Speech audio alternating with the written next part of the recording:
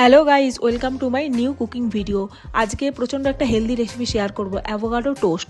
প্রথমে অ্যাভোকাডোটাকে ভালো করে ধুয়ে নিয়ে কেটে নেব। কেটে নিয়ে একটা পার্ট পোর্শন ছাড়িয়ে নিয়ে ভালো করে স্ম্যাশ করব। তার মধ্যে আমি পছন্দ মতো তোমরা স্প্রিং অনিয়নও দিতে পারো। আমার কাছে টমেটো আর পেঁয়াজটা ছিল, টমেটো আর পেঁয়াজটা ভালো করে কুচি করে নিয়ে মিশিয়ে দেবো। এর মধ্যে আমি চিলি ফ্লেক্স দিয়েছি আর সল্ট দিয়েছি, তোমরা চাইলে পরে অরিগানোও দিতে পারো। আর আমি লেবুটা স্কিপ করেছি, লেবুটা একদম লাস্টে দিয়েছি। তারপর ভালো করে স্প্রেসটা করে নিয়ে ব্রেডের মধ্যে স্প্রেড করে নেব।